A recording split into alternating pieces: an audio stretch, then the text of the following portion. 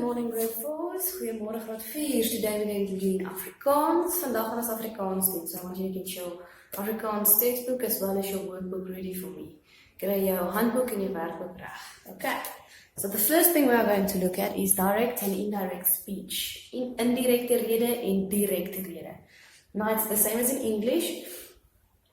Direct speech is the direct words of a person, and indirect speech is what another person repeating that same sentence basically. Okay, so for example, we have the words Jana sê ek is mooi.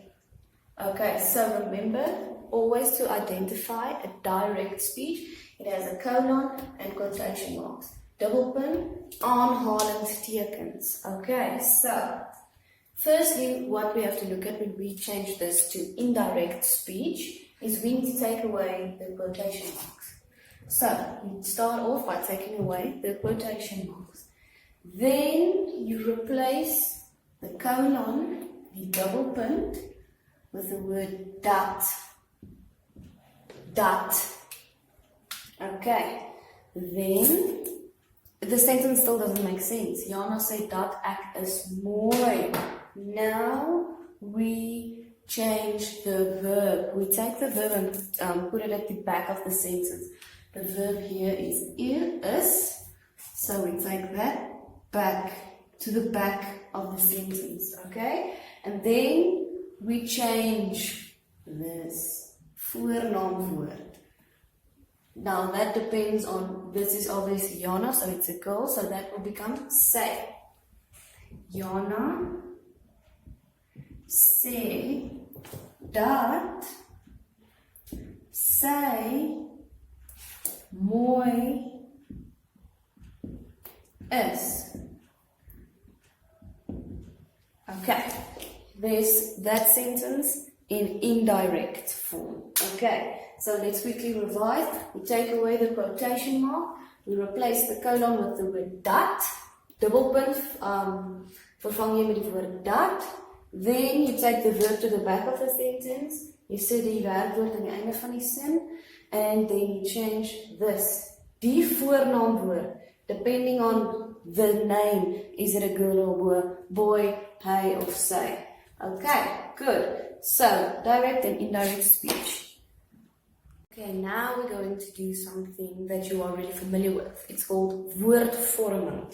Okay, so in English, do you remember prefix, root words, and suffixes? Now it's basically this in Afrikaans. Okay, now let's quickly translate. So root word is the easiest one. It's called stamwoord. Stamwoord. Suffix is called postmorpheem. Postmorpheem. And the prefix is called a premorpheum. Okay, good. Now we're going to look at different names for putting words together. For example, adding two root words, twee stamwoorde. A stam plus a stam. For example, book plus sock. Boeksak, a book bag. So when we use two root words in Afrikaans, twee stamwoorde, we call it a samestelling.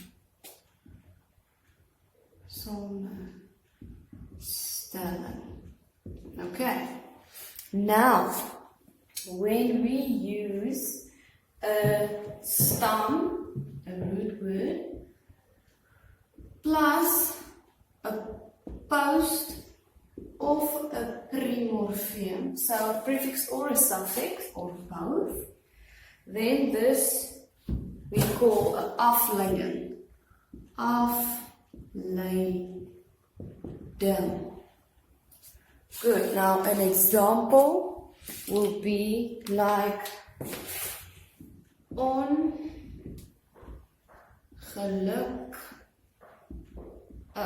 ongelukkig, unhappy. Ongelukkig. Okay. Now, the last one, when there's two root words, twee stamwoorde. So, a stam plus a stam, and then either with a post or a tree.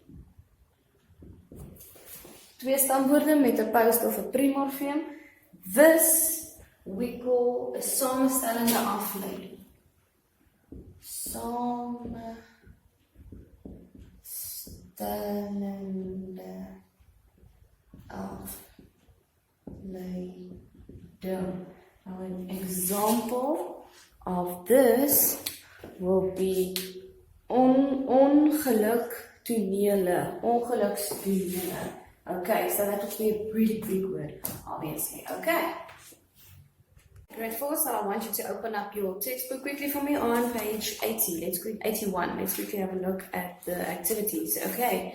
So there, on page 81, you have this paragraph that you need to fill in. So you take these words and then you fill them in the correct place. Okay, so you're going to rewrite that whole thing in the green box, and then in the white box there's the words that you add into the correct place. Okay, good. So for example, eendag was daar 'n hennetjie. Okay, so then you're going to say which one. You look in here, so it's basically a word that might describe hennetjie.